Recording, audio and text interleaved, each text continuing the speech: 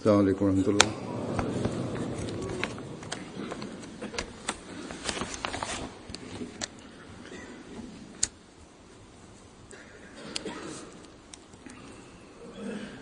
أشهد أن لا إله إلا الله وحده لا شريك له وأشهد أن محمدا عبده ورسوله أما بعد فأعوذ بالله من الشيطان الرجيم بسم الله الرحمن الرحيم الحمد لله رب العالمين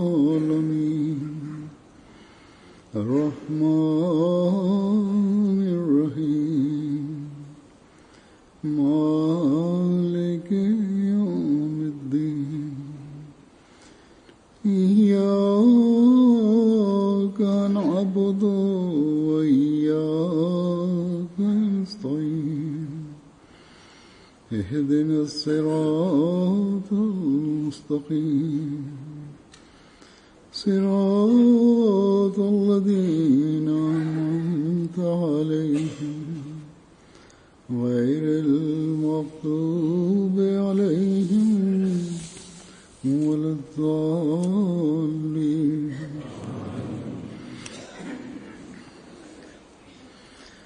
इस वक्त मैं Bismillahirrahmanirrahim. Halifa mtukufu ayyadahullah taala bin Aziz anasema kwamba sasa hivi mimi nitaeleza baadhi ya matukio ya Sayyidina alayhi wasallam na maswahaba zake yaliyoelezwa na Hazrat Muslih Maud radhiyallahu taala anhu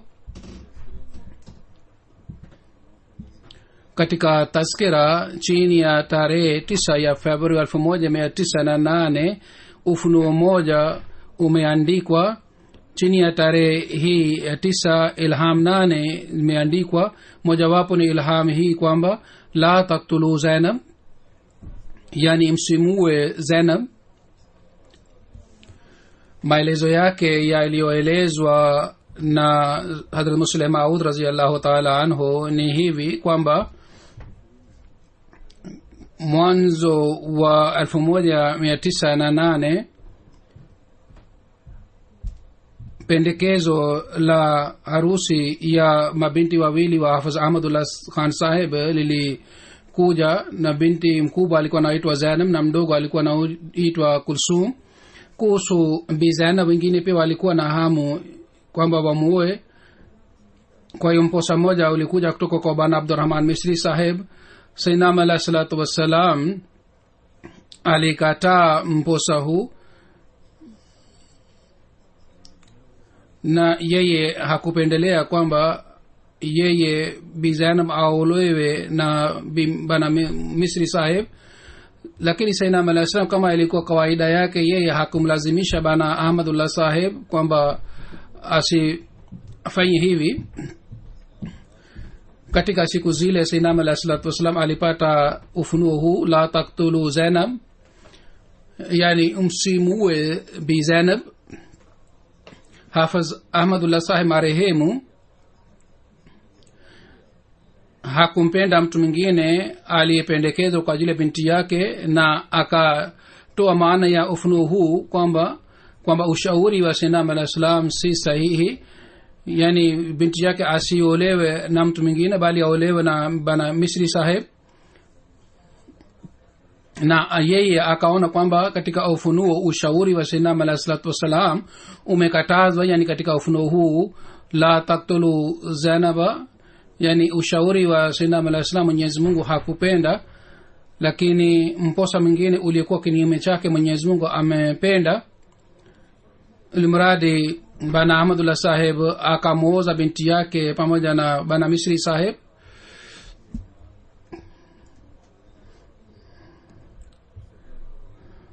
Ufunuo huu ulipatikana tarehe 9 Februari 1908 na tarehe 17 ya Februari 1908 nikah ya Zainab ilifungwa pamoja na Misri Sahib. Hazrat Muslim Maud anasema kwamba historia ya tukio hili lilihifadhiwa hivi kwamba ndoa ya Misri Saheb ilifungwa pamoja na ndoa zingine mbili siku ile ile, ambamo dada yetu Nawab Mubaraka Begum pia ndoa yake ilifungwa. Ilikuwa tarehe 17 ya Februari. Kana kwamba Mwenyezi Mungu alisema waziwazi kwamba mkubali kauli ya Sinam al-Islam na usimuoze binti yako pamoja na Misri, pengine ndoa yake inaweza kumfanya mnafiki, au pengine ataritadi na itakuwa sawa sawa na kumua binti. Baba wa binti akaona kwamba labda Sinam alayhi salam hakuelewa vizuri ufunuo huu ulipatikana kuhusu binti yake, na akatoa matokeo yake kinyume na ufunuo huu, ila hali Mwenyezi Mungu alitaka kwamba kwa sababu ya mtu huyu fitina kubwa itapatikana katika jumuiya. Na hivyo ndivyo ilitokea. Kwa kumpitia Misri saa fitina kubwa ilipatikana. Kwa Mwenyezi Mungu alisema kwamba usimuoze binti yako pamoja na Misri, na ukubali anayosema Sinam alayhi salam.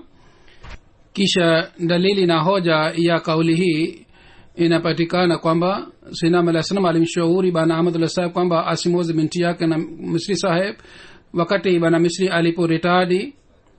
Hazrat Muslim anasema Pir Manzur Ahmad Saheb akanitumia ujumbe kwamba mbele yangu Sayyidina alayhi salatu wassalam alimshauri bana Ahmadullah Saheb kwamba usimoze binti yako pamoja na Sheikh Abdurrahman. Lakini wakati Hafidh Saheb alipokataa amri ya Sayyidina alayhi salam alipomuoza binti yake pamoja na Musri Saheb, Pir Manzur Ahmad Saheb anasema yeye alikasirika sana kwa sababu ya kitendo chake hiki. Anasema mimi nikamwendea Sayyidina alayhi salatu wasalam na nikamwambia kwamba wewe ni mtume wa Mwenyezi Mungu, na Mwenyezi Mungu ameamuru kwamba mtume wa Mwenyezi Mungu anapotoa amri waaminio wote wanatakiwa wafuate amri ile. Lakini Hafidh Ahmadullah Saheb ameasi amri yako. Kwa kusikia hii Sayyidina alayhi salam akasema kwamba uliyosema ni sawa kabisa, lakini katika mambo ya aina hii mimi siingilii sana. Hazrat Muslim anasema kwamba riwaya hii ilipofika kwangu, ingawa katika riwaya hii nilikuwa sina shaka hata kidogo, lakini kwa sababu hii ilikuwa riwaya moja tu kuhusu tukio hili, kwa hiyo nikawa na fikira kwamba labda mshahidi mwingine apatikane. Hazrat Muslim radhiyallahu ta'ala anhu alitaka apate maelezo zaidi, kwa sababu jinsi alivyoacha jumuiya Misri Saheb alitaka apate maelezo zaidi kuhusu tukio hili. Anasema ni kudra ya Mwenyezi Mungu kwamba kesho yake katika meli nikapata barua iliyoandikwa na Munshi Qudratullah Saheb Sonori. Katika barua ile aliandika kwamba 1915 wakati nilipokwenda Qadian, wakati ule nikataka kwamba nisome Qur'an tukufu kwa rafiki yangu mmoja. Kwa hiyo nikaanza kusoma Qur'an tukufu kutoka kwa Hafidh Ahmadullah Saheb. Siku moja wakati tulipokuwa tukizungumza, akanielezea kwamba Hazrat Muslim alayhi salatu wasalam aliniambia kwamba nimuoze binti yangu pamoja na mtu mwingine, si Misri Saheb. Siku ile alipata ilham la taqtulu Zainab, na mimi kwa kukosea nikaona kwamba maana yake ni hii kwamba Sayyidina alayhi salatu wassalam anayotoa ushauri si mzuri. Kwa hiyo nikamoza binti yangu pamoja na Misri Saheb, lakini sasa Sheikh Misri ananisumbua sana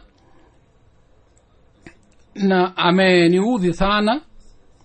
Kwa sababu ya hii mimi naona kwamba hii ni kwa sababu ya kukataa amri ya Sayyidina alayhi salatu wassalam.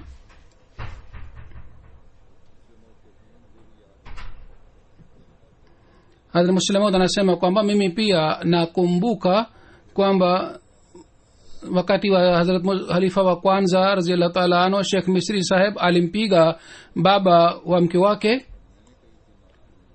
na kwa sababu ya hii Hazrat Khalifa wa kwanza alimkasirikia Misri Saheb, na mimi nilimbembeleza Khalifa wa kwanza hata aliridhika naye. Maana ya ufunuo huu ilikuwa hii kwamba wewe usimoze binti yako pamoja na Misri Saheb, pengine imani yake pia itaharibika. Matukio ya baadaye yalithibitisha kwamba kwa sababu ya harusi hii imani ya huyu bana iliharibika kabisa. Kuhusu bana misri labda wengi hawajui huyu ni nani, kwa sababu hii ni sehemu ya historia yetu. Alikuwa nani na hali yake ikoje? Kwa hiyo naeleza maelezo yake kidogo. Sheikh Abdurrahman Misri sahib alifanya bayat ya Sayyidina alayhi salatu wassalam. Alikuwa msomi, kisha alitumwa Misri, na matumizi ya kumtuma Misri yalifanywa na Hazrat Muslim Maud na Chaudhry Nasrullah Khan sahib.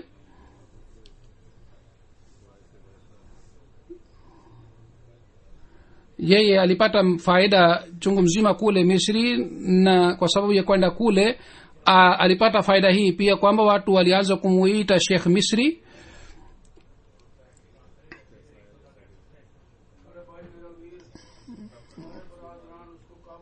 Wakati fulani kama nilivyoeleza kwamba alihtilafiana na Hazrat Muslim Maud radhiyallahu ta'ala anhu, na kwa sababu ya ikhtilafi hii yeye akaanza kusema maneno mengi sana huyu bwana Misri, akajaribu kuleta fitina ndani ya jumuiya, lakini Mwenyezi Mungu alilinda jumuiya katika fitina yake, na watu wengine waliambiwa kuhusu hali yake ya ndani kwa kupitia ru'ya. Hali ya daraja ya huyu bwana Misri sahib katika jumuiya mnaweza kujua kutoka katika hii kwamba Muslim Maud radhiyallahu ta'ala anhu ameandika mwenyewe kwamba mtu mmoja aliniandikia barua kutoka Afrika kwamba kwa sababu ya kumritadi huyu bwana Misri mimi naudhika sana. Anaandika kwamba ikiwa imani ya watu hawa kubwa inaweza kuharibika, basi imani yetu ni kitu gani au ni nini? Hazrat Muslim anasema mimi nilimwandikia barua huyu bana kwamba Mwenyezi Mungu anaamua kwamba nani ni mkubwa, si wewe unaamua kwamba nani ni mkubwa. Wakati Mwenyezi Mungu kwa kitendo chake thibitisha kwamba amerudi nyuma na wewe umebaki katika jumuiya, hivi Mwenyezi Mungu amethibitisha kwamba yeye si mkubwa bali ni wewe ni mkubwa. Ilmuradi madamu Misri sahib alipokuwa katika jumuiya alikuwa akionekana ni mtu muhimu sana, lakini leo tunaona kwamba yeye hana heshima yoyote hata kidogo. Baada ya kuritadi na baada ya kuleta ikhtilafi, Misri sahib mwenyewe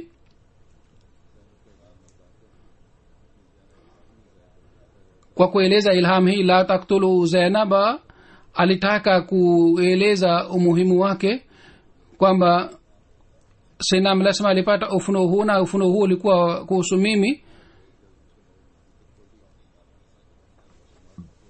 Lakini wakati Muslim Maud alipoeleza maana ya ufunuo huu na alipoanza kueleza mbele wanajumuiya, mwenyewe Misri sahib akaanza kusema kwamba kwa nini mnafedhehesha mke wangu katika tukio hili? Hii ndiyo ni sababu ya kueleza maelezo ya ufunuo huu ulioelezwa na Hazrat Muslim Maud radhiyallahu ta'ala anhu kwamba namna gani ufunuo huu ulitimia. Hazrat Muslim Maud anasema zaidi kwamba sasa angalieni, huu ni bishara kubwa sana, na Misri mwenyewe ametukumbusha kuhusu bishara hii. Inaonekana kwamba mke wake alikuwa anakumbuka kwamba ufunuo wa aina hii ulipatikana na baba wa mke wake,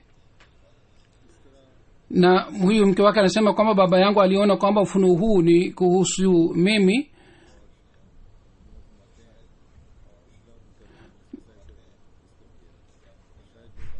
Hazrat Muslim anasema kwamba kwa sababu ya hiyo waliona kwamba ufunuo huu ni kuhusu wao, kwa hiyo kazi tuliotaka tufanye nini wao wamefanya wenyewe. Mfano wake ni hivi, kama inasema kwamba mbuzi alitoa kisu, inasema kwamba mtu mmoja alitoa kisu kwa ajili ya kuchinja mbuzi, lakini akaweka kisu mahali fulani akasahau, ule watoto wakaziba funika kisu chini ya udongo wakati walipokuwa wanacheza.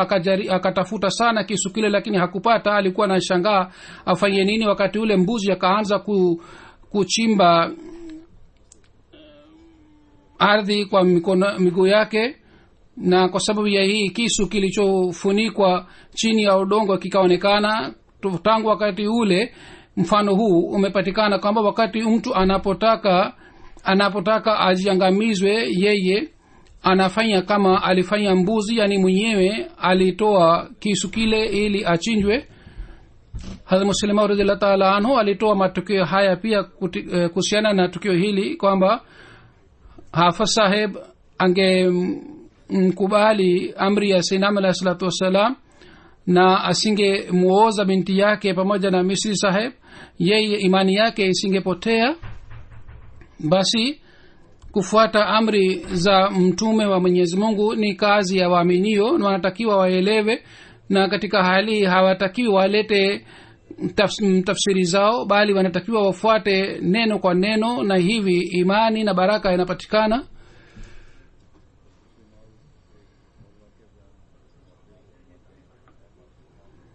Hazrat Muslim Maud anaeleza tukio lingine, anasema kwamba Maulvi Muhammad Hasan Sahib alikuwa na tabia ya aina hii kwamba alikuwa akitaka kufanya kila kazi haraka haraka. Wakati fulani Sayyidina al-Islam akaenda upande wa Basarama kwa ajili ya kutembelea. Wakati wa kutembelea pale akasema kwamba kuna tofauti kubwa sana baina ya maneno ya Mwenyezi Mungu na maneno ya watu wa kawaida. Sayyidina al-Islam wakati ule akaeleza ufunuo wake mmoja, na dhidi yake alisoma kauli ya Hariri aliyekuwa mwandishi mzuri. Maulvi Hasan Sahib hakusikia vizuri maneno haya, na akaona kwamba maneno aliyosema Sayyidina al-Islam ni maneno ya Hariri. Kwa hiyo akakusikia hiyo, akasema kwamba maneno haya ni ya fedhuli kabisa. Lakini Sayyidina alayhi salatu wasallam aliposema kwamba haya ni maneno ya Mwenyezi Mungu, kwa kusikia hiyo akasema subhanallah, maneno haya ni mazuri kiasi gani. Kwa huzuri anasema kwamba ikiwa tunataka kutoa rai kuhusu kitu chochote, tusifanye haraka katika kutoa rai. Kisha kwa kueleza kitu hiki kwamba Sayyidina alayhi salatu wasallam anajulikana katika kila kona ya dunia, kuhusiana na hii anaeleza tukio moja kwamba singa moja alinijia na akasema kwamba baba mdogo wako moja Mirza Ghulam Qadir Sahib alikuwa mashuhuri sana na alipata cheo kubwa, lakini Mirza Ghulam alikuwa si maarufu sana. Akasema kwamba baba yangu safari moja alimjia Mirza Ghulam Murtaza Sahib, yani baba wa Sayyidina alayhi salatu wasalam, na akasema kwamba mimi nimesikia kwamba wewe una mtoto mwingine pia, lakini yupo wake mimi simuoni. Baba wa Sayyidina alayhi salam akasema kwamba huyu mtoto wangu anakaa msikitini na anaendelea kusoma Qur'ani tukufu, mimi na wasiwasi sana kuhusu huyu mtoto kwamba atakulaje, ataishije. Kwa hiyo umuendee na umwambie kwamba ufikirie kuhusu dunia pia, nataka yeye afanye kazi, lakini wakati wote unapofanya mpango wa kazi yake kwa ajili yake, lakini yeye anakataa. Baba yangu, yani huyu msinga anasema baba yangu akamwendea Mirza Ghulam Sahib na akampelekea ujumbe wa Mirza Ghulam Murtaza Sahib. Sayyidina alayhi salatu wasalam kwa kupata ujumbe wa baba akasema kwamba baba yangu anapata fikira bure kuhusu mimi sina chochote na dunia hii. Umwendee baba yangu na umwambie kwamba mimi nimeshafanya mtumishi wa yule niliyetaka kuwa mtumishi, mimi sihitaji kazi ya dunia au kibarua ya dunia. Sayyidina Muslim anasema kwamba huyu singa alikuwa na athari sana ya tukio hili, kwamba wakati wote alipokuwa akieleza tukio hili alikuwa akilia sana, machozi yalikuwa yakitererika katika macho yake. Hazrat Muslim anasema safari moja alinijia miskitini safari moja na akaanza kulia sana. Nikasema kwamba ni nini, kwa nini unalia? Akasema mimi leo nimedhulumiwa sana. Leo nilienda kaburini na nilipotaka kufanya sijda katika kaburi la Mirza Sahib, mwanajumuiya mmoja akanizuia nisifanye hivi, ilhali yeye ana dini nyingine na mimi nina dini nyingine. Ikiwa wanajumuiya hawafanyi sijda mbele ya makaburi wasifanye, lakini mimi ni singa sisi tunafanya sijda mbele ya makaburi, kwa nini yeye alinizuia nisifanye sijda? Kwa kusikia hii Muslim radhiyallahu ta'ala anhu anasema kwamba Sayyidina alayhi salatu wasalam alikuwa akikaa miskitini kufanya ibada, na wale walikuwa kimjua walikuwa na athari ya ibada yake kiasi hiki kwamba kwa kuwa na hali kwamba walikuwa si waislamu lakini walikuwa wakikiri hali ya imani yake. Anasema halifa wa pili kwamba Maulvi Muhammad Hussain Batalvi saheb alikuwa rafiki wa Sinam alayhi salatu wasalam. baada ya madai ya Sinam alayhi salatu wasalam akasema kwamba mimi nimeinua mtu huyu na mimi nitamangusha, lakini Mwenyezi Mungu alifuta jina la Maulvi Muhammad Hussain saheb na alisambaza jina la Sinam alayhi salatu wasalam duniani kote. Hazrat Muslim Maud anasema kwamba Maulvi saheb alikuwa na mtoto mmoja ambaye akaritari na akawa baniani. Hazrat Muslim Maud anasema mimi nilimuita huyo mtoto wake na nikamhubiri akasilimu tena, na Maulvi saheb aliniandikia barua ya kutoa shukrani kwa sababu ya kazi yangu hii. Kisha wakati wa halifa wa pili upinzani ulipatikana kwa ndani na kwa nje. kwa kueleza hali ya upinzani ule, Hazrat Muslim Maud radhiyallahu ta'ala anhu anasema kwamba upinzani huu unaendelea tangu wakati wa Sayyidina alayhi salatu wasalam, lakini jumuiya inaendelea kupata maendeleo hata mpaka leo. Sisi tunaona kwamba watu wanafanya njama na wanaleta upinzani dhidi ya jumuiya, lakini kwa fadhila za Mwenyezi Mungu jumuiya inaendelea kupata maendeleo. Hazrat Muslim Maud amesema kwamba jumuiya imepata maendeleo katika hali ya shida sana, na kila wakati fadhila za Mwenyezi Mungu ilikuwa pamoja na jumuiya. Lakini kwa ajili ya kuendeleza fadhila hii jumuiya inatakiwa iendelee kufanya maombi. Ikiwa tunaendelea kutimiza haki ya maombi, inshallah taala upinzani utakaopatikana siku za usoni utakwisha kabisa. Safari moja kwa kueleza kujitolea kwa Maulvi Abdul Karim Sahib Sialkoti, Hazrat Muslim Maud radhiyallahu ta'ala anhu anasema kwamba halifa wa kwanza alipata kibarua nzuri sana. Yeye alipoacha kibarua kile akaanza kufanya kazi katika kijiji chake kitwacho Bhera iliyokuwa katika wilaya ya Sargodha. Kule ni wakulima wakubwa sana waliokuwa wakiamini utabibu wake na kazi yake ilikuwa inaendelea vizuri sana lakini yeye alienda kukutana na Sayyidina alayhi salatu wasallam Qadian. baada ya siku chache alipotaka kurudi katika kijiji chake, Sayyidina alayhi salatu wasallam akasema kwamba wewe umeshaona dunia sana, sasa ubaki hapa. Yeye akakubali amri hii ya Sayyidina alayhi salatu wasallam kiasi hiki kwamba hata yeye hakurudi kwa ajili ya kuchukua mzigo wake, bali alimtuma mtu mwingine ili alete mzigo wake. Wakati ule kulikuwa hakuna mtarajio kwamba kazi yake itaendelea vizuri huko Qadian, lakini yeye hakujali kuhusu hii. Lakini kwa sababu yeye alikuwa maarufu sana, mashuhuri sana, wagonjwa walikuwa wakija kutoka kwa mbali sana kule Qadian, kwa hiyo alikuwa akipata njia ya mapato kidogo. Lakini Maulvi Abdul Karim Saheb radhiyallahu ta'ala anhu kujitolea kwake ilikuwa ya aina hii kwamba alikuwa hana njia yoyote ya kupata mapato. Yeye alikuwa hategemei fees wala alikuwa hapati posho wala mshahara kutoka kwa njia yoyote. Alikuwa hana sababu ya kupata posho, lakini alikuwa akifanya kazi kama ni katibu wa Sayyidina alayhi salatu wasalam. Siku hizi kazi yote inayofanywa na idara mbalimbali za jumuiya, wakati wa Sayyidina alayhi salatu wasalam Maulvi Abdul Karim Sialkoti Sahib alikuwa akifanya peke yake, ila hali alikuwa hana kicha kutegemea yani posho wala mshahara. Hii pia ni sawa sawa na kujitolea chini ya aya hii waadhin fi ghairi zizarin. Hazur anasema kwamba hizi ni mifano ya wazee wetu wa wakfin, wanatakiwa wakumbuke mifano hii.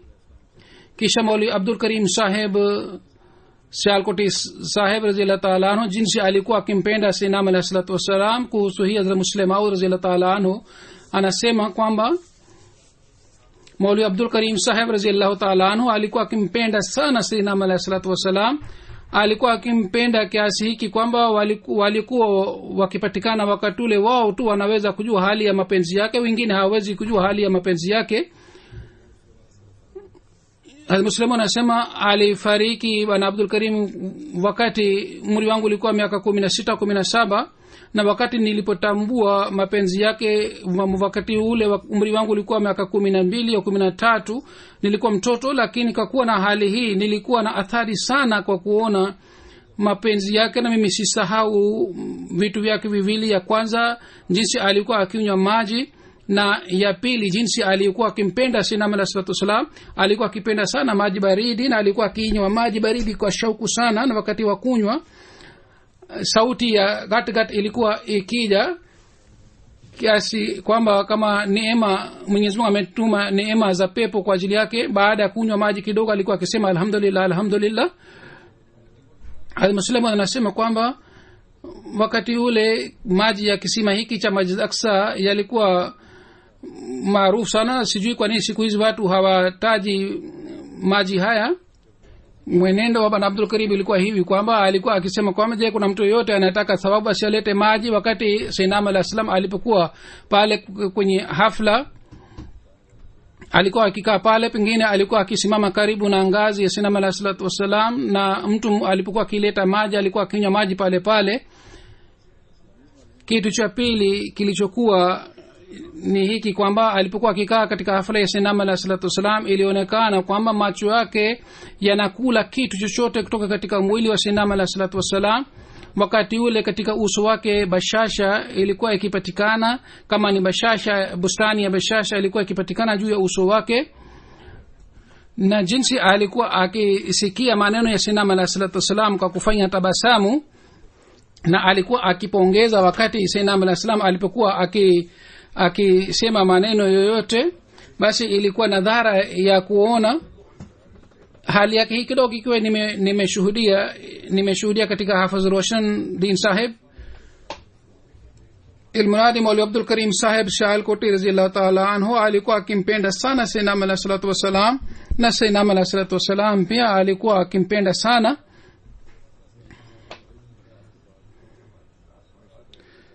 Sayyidina Muhammad sallallahu alaihi wasallam kwa kawaida baada ya sala ya maghrib alikuwa akikaa na alikuwa akizungumza, lakini baada ya kufariki kwa Maulvi Sahib, Maulvi Karim Sahib aliacha kukaa baada ya swala. Mtu mwingine akasema kwamba Huzur, kwa nini hukai sasa siku hizi?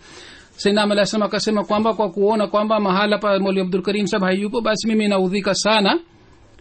Ila hali ni nani ambaye anaweza kujua kama Mwenyezi Mungu ni hai na yeye anatupatia maisha?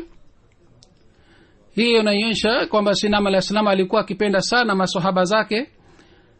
Kwa kueleza tukio moja, Muslimu anasema kwamba mimi nakumbuka kwamba katika Qadian safari fulani mtu mmoja alisema maneno machafu dhidi ya Maulvi Abdul Karim Sahib. Watu wakaanza kumpiga sana. Yule mtu alikuwa akisisitiza juu ya maneno yake, watu walikuwa wakiendelea kumpiga, na yeye alikuwa akirudisha maneno yake, na alikuwa akiendelea kusema maneno yake. Hivi vurugu ikapatikana. Hata Muslimu anasema sisi tulikuwa wadogo na hii ikawa tamasha kwa ajili yetu. Yeye alikuwa anapigwa na yeye aliendelea kusema maneno yake. Watu walimpiga mpaka walichoka. Katika siku zile mtu mmoja alikuwa wrestler, alikuwa si mwanajumuiya, alimjia Hazrat Halifa wa kwanza radhiyallahu ta'ala anhu. Wakati wa Sayyidina Muhammad sallam aliposikia kelele hii, akaona kwamba hii pia ni kazi ya sawabu, kwamba mimi pia nimpige na nipate sawabu. Kwa hiyo yeye pia akaenda na akaminua yule mtu juu na akampiga juu ya ardhi kwa nguvu sana. Lakini yule mtu pia aliendelea kusisitiza aliyosema. Kwa hiyo akasema mimi nitaendelea kusema maneno yangu. Kwa hiyo Muslimu anasema kwamba hii ikawa tamasha kwa ajili yetu. Sayyidina Muhammad sallam alipojua kuhusu tukio hili akakasirika, akasema kwamba je, haya ni mafundisho yetu mnayofanya? Angalieni, watu wanatutukana, lakini sisi hatupati madhara yoyote kwa sababu ya matukano. Ikiwa huyu bana alisema maneno mabaya dhidi ya Maulvi Abdul Karim Sahib, ubaya wake ni nini? Bana Abdul Karim amepata madhara gani? Hadhrat Muslimu anasema kwamba watu wengine ni kando. Hata babu yetu Maulvi Muhammad Ismail Sahib alipoona hali hii akawaambia watu kwamba ninyi mnafanya nini? Kwa nini mnampiga huyu mtu bure? lakini wakati alipokuwa anatoa nasaha hizi alikuwa anawaambia watu wasifanye hivi. Yule mtu akasema maneno yale yale mabaya dhidi ya Maulwi Abdul Karim Saheb. Kwa kusikia hii Maulwi Abdul Karim Saheb pia akamchapa kabisa huyo mtu. Al-Muslimu anasema kwamba baadhi wakati mtu anafanya kazi ya hii ambayo inakuwa ufedhuli, ikiwa watu wanafanya mambo ya ufedhuli, watu wanaelekea kule, lakini katika hali hii pia tunatakiwa tuwe na subra. Kisha Muslim radhiyallahu ta'ala anhu anaeleza kuhusu Munshi Arure Khan Saheb aliyekuwa sahaba wa Sayyidina alayhi salatu wasalam, jinsi gani alikuwa akimpenda Sayyidina alayhi salatu wasalam. Anasema Munshi Arure Khan Saheb alikuwa akimpenda sana Sayyidina alayhi salam. Alikuwa akiishi katika jumuiya ya Kapurthala, na jumuiya ya Kapurthala ilikuwa ya aina hii kwamba Sayyidina alayhi salam ilisifu jumuiya hii kiasi hiki kwamba Sayyidina alayhi salam aliwapatia maandiko na maandishi, na jumuiya ile imehifadhi mpaka leo kwamba jumuiya hii imeonyesha ikhlas na imani ya aina hii kwamba jumuiya hii itakuwa pamoja nami peponi. Munshi Arure Khan Saheb alikuwa akimwomba Sayyidina alayhi salatu wasalam kwamba yeye aje Kapurthala. Sayyidina alayhi salam pia aliahidi kwamba nikipata nafasi nitakuja lazima. Wakati fulani Sayyidina alayhi salam alipopata nafasi, lakini Sayyidina alayhi salam alikuwa hana nafasi ya kupeleka habari mapema, kwa hiyo bila kuwafahamisha wanajumuiya wa Kapurthala akaenda akaelekea Kapurthala. Alipofika katika stesheni ya Kapurthala, mtu mmoja alikuwa mpinzani sana akamuona Sayyidina alayhi salatu wasalam. Alikuwa anamtambua ingawa alikuwa mpinzani, lakini mtu mkubwa anakuwa na athari yake. Kwa hiyo Munshi Arure Khan Saheb anasema kwamba sisi tulikuwa tumekaa katika duka fulani na tulikuwa tunazungumza, huyu mtu alikuwa mpinzani akatujia akasema Mirza Saheb amekuja. Kwa kusikia hii nikaacha kilemba changu pale na viatu vyangu kule na nikaanza kukimbilia stesheni, lakini baada ya kukimbia kidogo nikapata wazo kwamba sisi tumebahatika kiasi gani kiasi hiki kwamba Sayyidina alayhi salam aje kwetu. Labda huyu ambaye ametuletea habari ametufanya dhihaka na amesema uongo. Kwa hiyo mimi nikasema pale na nikaanza kusema kwamba umesema uongo, kwamba unasema uongo, Sayyidina alayhi salam hakuja. Lakini baadaye nikapata wazo labda Sayyidina alayhi salam amekuja. Kwa hiyo mimi nikaanza kukimbia tena. Baada ya kimbia kidogo nikapata wazo tena kwamba huyu anasema uongo, lakini huyu mtu akasema kwamba msiniite muongo, mimi nitaenda pamoja nawe. Kwa hiyo tukaelekea tena upande wa stesheni. Kwa hiyo wakati mwingine nilikuwa nikikimbia, wakati mwingine nilikuwa nikisimama. Katika hali hii nilikuwa naenda naona kwamba uko mbele Sayyidina alayhi salatu wasalam anakuja. Hazur anasema haya ni mapenzi ya hali ya juu. Munshi Arure Khan Saheb alipokuwa akijua kwamba alipokuwa akifikiria kwamba yeye ni mfuasi wake, akaona kwamba namna gani Sayyidina alayhi salam anaweza kuja kwake. Lakini wakati Sayyidina alayhi salatu wasalam alipofariki, baada ya muda fupi Munshi Arure Khan Saheb akaja Kadian, na Muslimu anasema yeye akanitumia ujumbe kwamba nataka kukutana nawe. Nilipotoka nje nikaona kwamba mkononi mwake ilikuwa kama paundi 2 au 3, akanipatia kwa kusema hii kwamba umpatie Ammajan. Mimi sikumbuki alisema Ammajan au alisema Ammaji, lakini neno amma alikuwa akisema. Baada ya kunipatia fedha ile akaanza kulia na akalia sana. Katika hali kwamba mwili wake ukaanza kutetemeka, nilikuwa na fikiria hii kwamba labda anamkumbuka Sayyidina alayhi salatu wasalam, lakini alikuwa analia katika hali hii kwamba nikaona kwamba labda ana shida nyingine pia. Takriban dakika 15 au nusu saa aliendelea kulia katika hali hii. Niliendelea kumuuliza kwamba kwa nini unalia, lakini alitaka kunijibu, lakini kwa sababu ya hali yake hakuweza kunijibu. Baadaye alipopata nafuu kidogo akasema kwamba wakati nilipofanya bayat mshahara wangu ilikuwa ₹7, na mimi kwa kupunguza matumizi yangu nilikuwa nikihifadhi fedha ili niende mwenyewe na nimpatie Sayyidina alayhi salatu wasallam mwenyewe mchango. Kwa hiyo nilikuwa nikitembea kwa miguu ili nisitumie fedha kwa ajili ya nauli. Baadaye nikapata maendeleo zaidi. Kwa hiyo hamu ya kutoa iliendelea kuzidi zaidi. Hatimaye nikapata hamu hii kwamba nimpatie Sayyidina alayhi salatu wasallam dhahabu,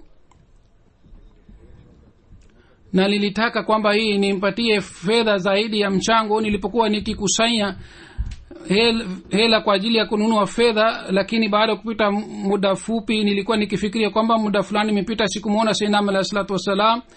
Kwa hiyo kabla sijaweza kuhifadhi fedha kwa ajili ya kununua fedha nikija Qadian, na yoyote nilikuwa nimehifadhi nilikuwa nikimpatia Sayyidina alayhi salam. Hatimaye nilikusanya paundi 3 na nilinuia kwamba mimi mwenyewe nitaenda Qadian, nitampatia Sayyidina alayhi salam fedha, lakini Sayyidina alayhi salam amefariki. Miaka 30 ilipita katika hamu hii, na katika kwa ajili alifanya juhudi pia, lakini wakati alipopata uwezo, wakati ule Sayyidina alayhi salam alikuwa ameshafariki. Hazur anasema hii ilikuwa imani na utii wa maswahaba wa Sayyidina alayhi wasallam na kujitolea kwao. Halifa mtukufu yadhullah taala ibn Salazi anasema kwamba kuna maneno kadhaa ya lugha ya Kiarabu matamshi yao ni aina yake, na wasiokuwa Waarabu hawawezi kutamka vizuri maneno yale. Wakati fulani Mwarabu mmoja alimwambia Sayyidina alayhi wasallam wakati alipokuwa anazungumza naye kwamba wewe huwezi kutamka vizuri maneno haya. Kwa kueleza tukio hili, Hazrat Muslim radhiyallahu ta'ala anhu anasema kwamba katika hafla ya Sayyidina alayhi wasallam mtu mmoja alikuja. Sayyidina alayhi wasallam kaanza kumhubiri. Wakati ya mazungumzo Sayyidina alayhi wasallam akasema katika Qur'ani inapatikana hivi. Alisema katika matamshi ya Kipunjabi, yani hakutamka vizuri neno qaf.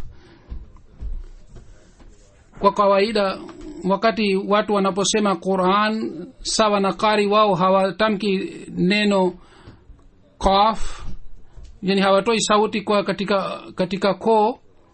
Sayyidina alayhi salam pia alisema neno la Qur'an kama ni kawaida.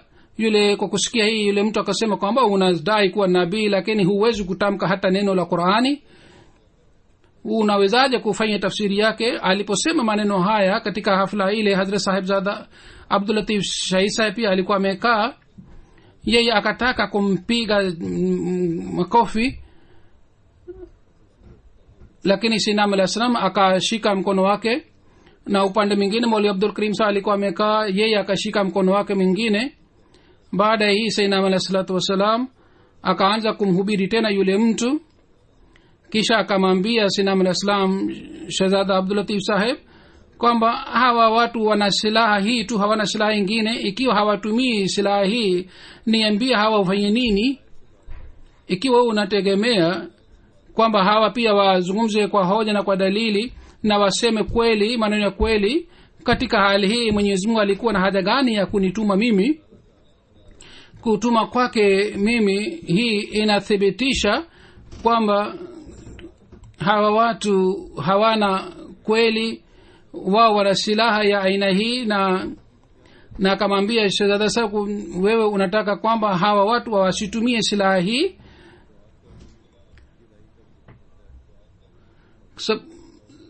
Sehemu nyingine neno la dua pia inapatikana, na Hazrat Muslim radhiyallahu ta'ala anhu pia alieleza kuhusu tukio hili. Inawezekana kwamba katika hafla ile moja tu ilipatikana hali hii ya qaf na dad, lakini riwaya inapatikana ni aina moja. Hazrat Muslim mwenyewe ameeleza kwa wakati alipoeleza tukio la duad kwamba Waarabu wanasema kwamba hakuna mwingine yoyote anayeweza kutamka neno duad kama sisi. Basi katika hali hii shutuma ni nini? Kama inajulikana kwamba mtu mwingine hawezi kutamka, basi shutuma ni nini?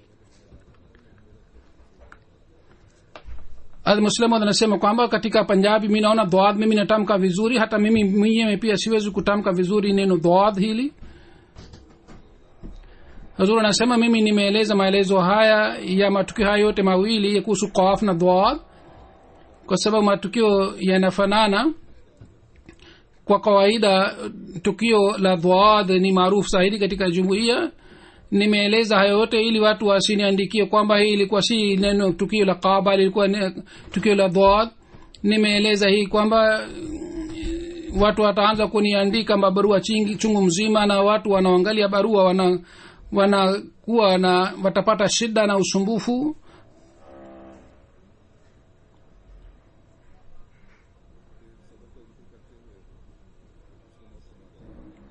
kisha kwa kueleza subra Hazrat Muslima radhiyallahu ta'ala anhu anasema kwamba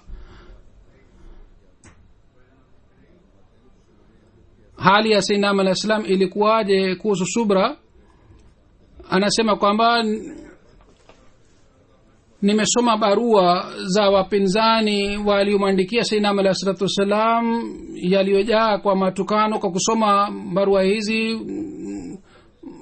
mtu anapata hasira sana, na barua hizi Sayyidina alayhi salatu wasalam alikuwa akipata chungu mzima. Hata mimi sipokei barua kiasi hiki kwa mwaka. Mimi napokea barua za aina kama 3-4,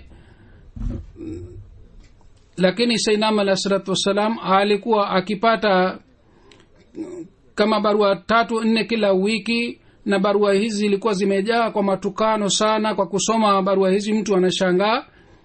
Kwa bahati siku moja nikaanza kusoma barua zile zilizoandikwa na maadui. Nilisoma kama barua 2 au 3, nikapata hasira sana. Sayyidina alayhi salatu wasalam akaniona na akaja kwangu na akachukua begi ya barua kutoka kwangu, akasema kwamba usisome barua hizi.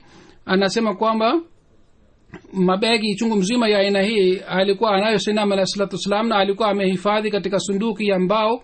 Mara chungu mzima alichoma barua za aina hizi, lakini baadaye walikuwa wakimtuma barua hizi sana.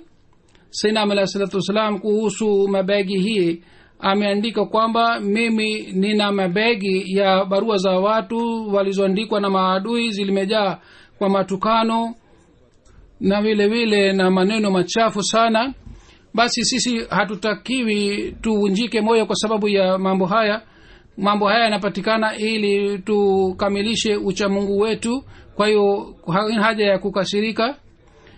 Hatimaye inayokuwa ndani ya chombo inatoka nje, kwa sababu katika moyo wa mdui ni uchafu. Kwa hiyo uchafu unatoka nje.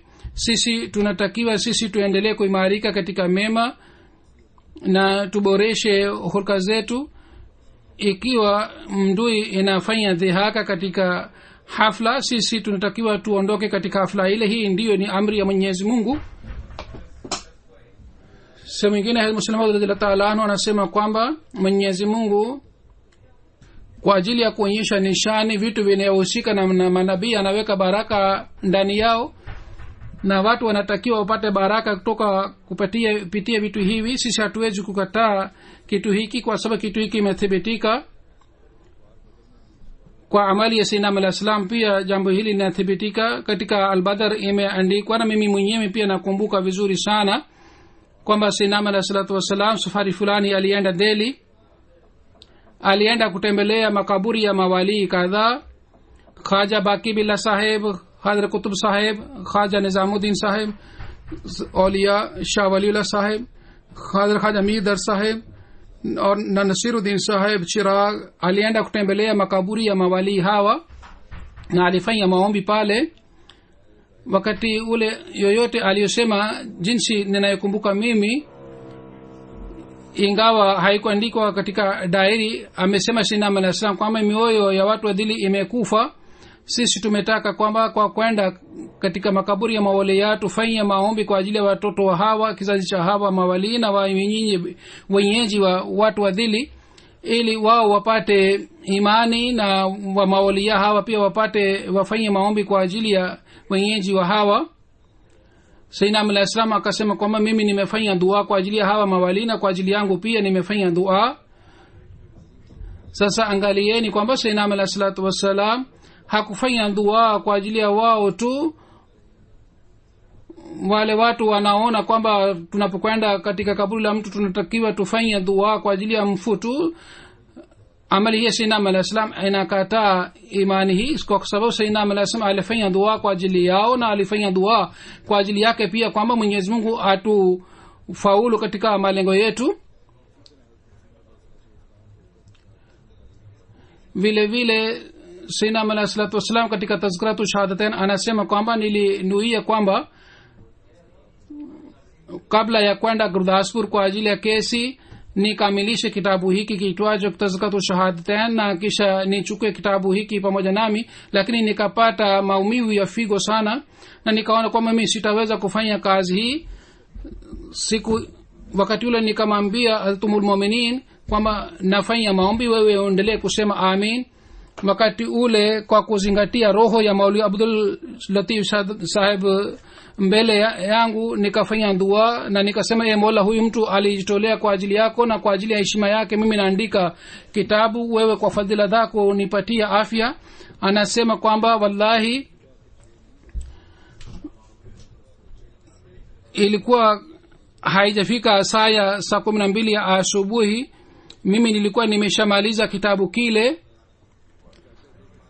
Angalieni, Sayyidina Al-Islam alikuwa anaenda mahakamani kwa ajili ya kesi na alitaka amalize kitabu kabla ya kwenda pale, lakini akawa mgonjwa.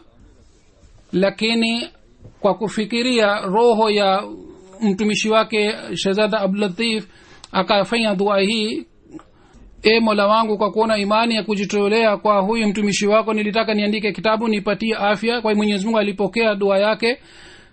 Sayyidina Alayhi Wasallam ameandika tukio hili na ameandika heading ya kitabu hiki kwamba muujiza mpya ya Shehzada Abdul Latif Sahib. Kwa kupitia mwenendo wa maulaya hii imethibitika kwamba Mtume Muhammad sallallahu alaihi wasallam pia mwenye chungu mzima alifanya dua hii. Kitu kilichokatazwa ni hiki kwamba kusumfu mtu awe na imani hii kwamba yeye atatupatia kitu chochote. Kitu hiki kimekatazwa waziwazi na Islamu inasema hii ni haram. Lakini ikiwa kuna swali hili kwamba mtu anapokwenda kutembelea maeneo haya mtu anapata hali ya aina fulani, au mtu kwa kukumbusha ahadi alizofanya na nabii wake akifanya dua kwamba e Mola wangu ukamilishe ahadi hizi kwa kutupitia sisi, hii haikukatazwa na muaminiwa anatakiwa apate baraka kutoka katika baraka ya maeneo ya aina hii. Kwa mfano, sisi tunapoenda katika kaburi ya Sayyidina Alayhi Wasallam tunaweza kumuomba Mwenyezi Mungu kwa kusema hivi kwamba huyu mtu ni yule ambaye kwake uliahidi kwamba kwa kumpitia yeye utahuisha Islam, uliahidi kwamba utafikisha jina lake katika kila pembe ya dunia, basi utimize ahadi yako hii. Mwenyezi Mungu atujalie na tuwezeshe sisi pia tuwe sehemu ya ahadi hii ya Mwenyezi Mungu katika kukamilisha kazi hii. Sema na Ahmad alayhi wasallam tuweze kutimiza majukumu yetu na tuweze kuonyesha dunia hii ushindi ya dini tukufu ya Islam. Baada ya swala nitaswalisha jeneza moja ghaibu ambayo ni ya Maulwi Muhammad Yusuf Sahib Darwesh wa Qadian, tarehe 22 ya Julai 2015 katika umri wa miaka 94 alifariki. Inna lillahi wa inna ilaihi rajiun. Alikuwa mwanajumuiya peke yake katika familia yake. Kwa muda mrefu katika madrasa Ahmadiyya alifundisha Qur'an tukufu na hadith. Alikuwa mtu wa kawaida na mnyenyekevu na alikuwa akitimiza majukumu yake vizuri. Alikuwa mtu mwema sana na mtiifu sana. Alikuwa kutoka katika chuni ya Lahore. Alipata mafundisho ya shule ya msingi katika kijiji chake. 1939 katika madrasa ya Ahl Hadith alisoma vitabu ya hadith. Kule alikutana na mwanajumuiya mmoja, alijua kuhusu jumuiya kwa kumpitia yeye. Kisha baadaye kwa ajili ya kufanya utafiti alienda Qadian mara chungu mzima. Aliendelea kusoma vitabu. Hatimaye 1944 katika mkono wa Hazrat Muslim radhiyallahu ta'ala anhu alifanya bayat. Kisha kwa ajili ya kupata elimu ya dini alikuja Qadian. Katika April alijiunga na madrasa Ahmadiyya, na wakati ya masomo yake Qadian iligawanyika katika nchi mbili, lakini alipenda kukaa kule Qadian. 1949 kwa amri hii Hazrat Muslim radhiyallahu ta'ala anhu kwamba wabashiri kadhaa wachaguliwe kwa ajili ya kupunguza idadi ya maulama. Kwa hiyo alichaguliwa wakati ule. Miaka 4 alisoma pale. 1955 yeye aliteuliwa kuwa mwalimu kule Qadian katika madrasa Ahmadiyya. 1958 alishinda imtihani ya Maulwi Fazil. kwa muda mrefu aliendelea kufundisha pale katika madrasa ahmadia. baadaye alipata digrii ya shahid na alistafu, lakini baada ya kustafu pia aliendelea kutoa huduma zake katika madrasa ahmadia. alikuwa msaliaji sana na kufunga saumu na mtu mwema. alikuwa akipenda wanafunzi kama ni baba yao, na alikuwa endelea kuwafundisha watoto Qur'an tukufu na hadithi. alikuwa msomi mzuri wa hadithi. alikuwa akifundisha kwa njia ile ambayo wanafunzi walikuwa akihifadhi haraka. orodha ya darweshan iliyotayarishwa katika orodha ile namba yake ni 153. aliishi maisha ya darwesh kwa muda mrefu, ilhali alikuwa anapata shida sana kule. ameata mabinti 3 na watoto 2, moja ni Rabib na moja ni mtoto wake Jamila Masab Nasir advocate, ni mshire kanun wa Musian pale Kadian, na Rabib Badruddin Saheb ni assistant manager wa Fazl Ahmad Trust, anatoa huduma zake. binti Aisha Begum Sahiba ni mke wa Dr. Nasira Masab Hafzabadi na ni principal wa Nusrat Government College. Mwenyezi Mungu aiweke roho ya marehemu mahala pema, awajalie watoto wake kwamba waendeleze mema yake. Amin.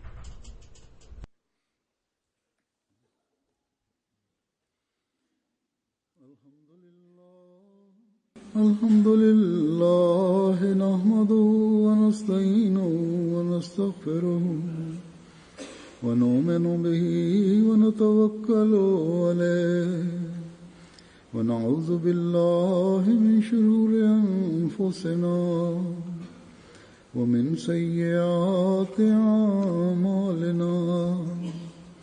man yahdihillahu fala mudilla lahu ومن يضلل فلا هادي له ونشهد أن لا إله إلا الله ونشهد أن محمدا عبده ورسوله.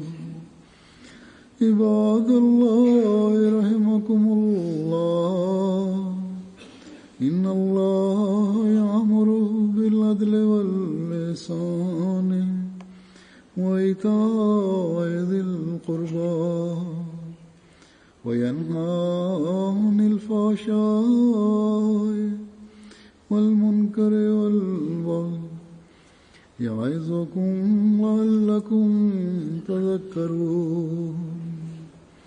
اذكروا الله يذكركم وادعوه يستجب لكم ولذكر الله